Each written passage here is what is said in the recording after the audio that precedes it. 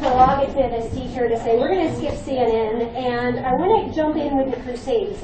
The first thing I need you to do is I need you to pull out your sheet from yesterday. Actually, we've been working on it throughout the film at the viewing guides.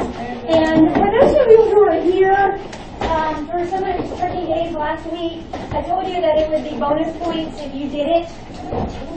So this is not a big deal. If you don't have it, there's no penalty. But if you do have it, at the end of the film yesterday, the film ended and they didn't even have time to collect it. So if you have it, put your name on it, put your jury number, and I will gladly take them from you. Yes, sir. Okay.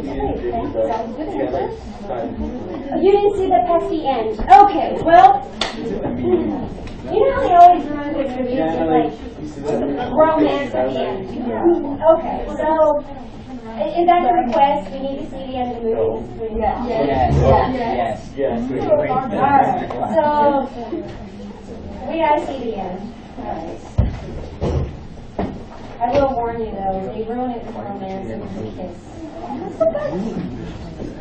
Maybe. Okay,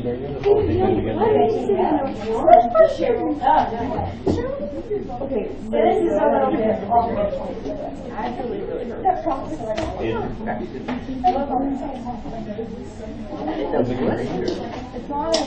So did you see at the end of the wedding, she's now widowed? Not me. Right? So it's her wedding day, but she's a widow. Oh, no. The groom dies on this day. So this is a great example of how we romanticize the high Middle Ages.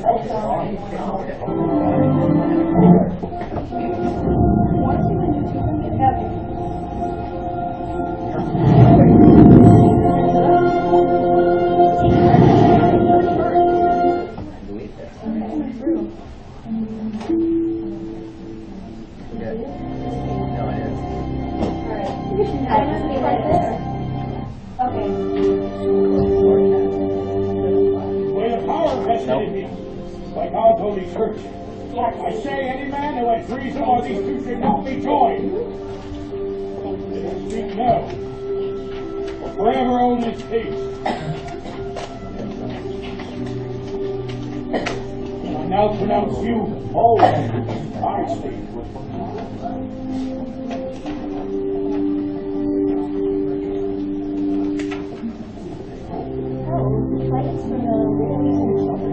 Listen to the poor.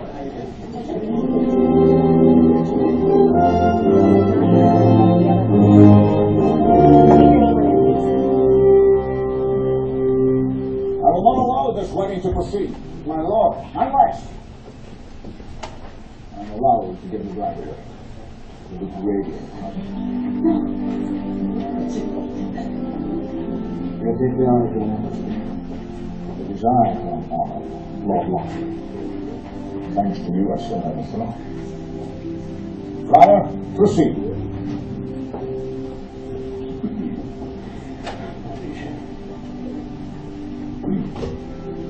Husband and wife, you may kiss the bride. Don't look. I know Are you doing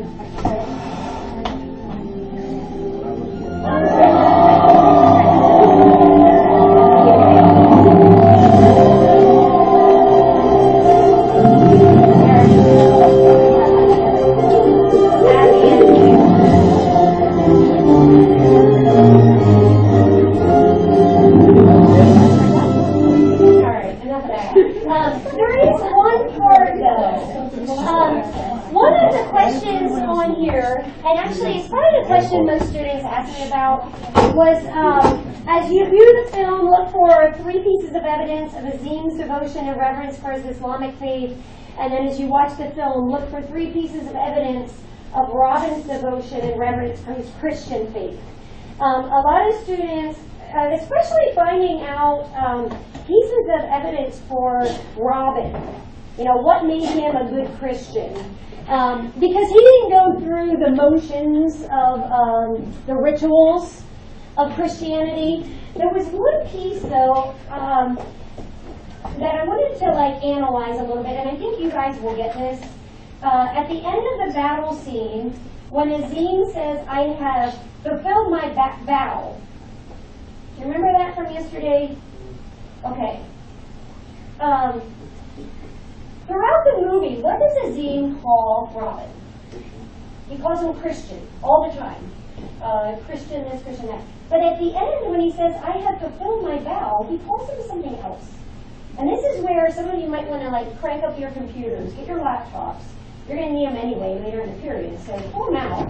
And I want you to look something up and tell me what you think this means. Because he doesn't call him Christian. He gives him a new name. And if I turn on the subtitles, okay. And I think this is where he says, "I fulfilled my vow." What do you think this means? Okay, this is the witch. Okay. Some of this might be repeated. Okay, so this is where the witch comes from. Okay.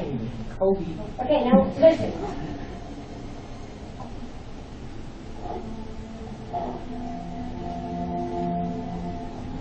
I have fulfilled my vow. What does that mean? And I looked the word up yesterday. Wow. I can't even do it here. What was it? SADIQ. What does that mean? Because throughout the whole movie, he calls him Christian. But at the end, Sadiq. What does that mean? He's a friend. Friend, but there's more to it. Honest. Yeah, I got all. Honest. What else are you finding? Justice and righteous. Yeah. Just and righteous. So it's a word, there's words in English language that have many different meanings. But the different meanings for this word, Sadiq, friend, honest, just, righteous. So what is Azim saying to his Christian friend? You're a good man. Yeah. Because throughout the film, and throughout, when we study in history here, and we're looking at the High Middle Ages, and we're looking at the growing power of the church and the concepts, especially of the Crusades. And we're going to see that different people went on the Crusades for all kinds of different reasons. Some of them were more just and good than others. But yet they're all marching under the banners, they're all calling themselves Christian. But as we saw in the film, some Christians, some who call themselves, I don't think Azim would call them Sadiq. He would not call them good men. And the same thing as we look at Islam and we look at what's going on here in the Crusades, not only historically but now, we tend to stereotype people. And especially as we study the Crusades today, there are some good reasons, I guess, why people may have gone on the Crusades, but there's some pretty lousy bad reasons too. And the same thing how we look at people from the other side of the world sometimes, sometimes we're met with prejudice. But you've got to realize they're not all the same. Just like Christians, or people who call themselves Christians, are not all the same. And that comes up in the reading. And that's what I want to talk to you today a little bit with the Crusades. What does it mean to be a good man? Not just in the context of back then, 1095, but today. And I think there's some really good lessons for us here. So what I'm going to ask you to do is this. I'm going to give you a little intro to the Crusades. And then I'm going to cut you loose, and I'm going to have you summarize what happened in the 8 Crusades. And these are gross overgeneralizations, which sometimes we have to do in history because it's impossible to teach every detail of history. So sometimes we kind of have to tell the big story. So yes, this is kind of oversimplified.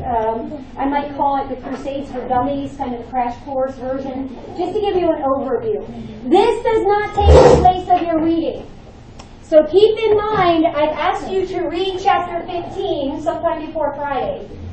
And I was excited. Some kids came back and said, you had silent reading time in English class yesterday, and you used that time to read the Crusades. And I'm excited. I don't know if you're allowed to do that if you're an English teacher, but I'm glad you read it. So this activity you're going to do today does not take the place of the reading.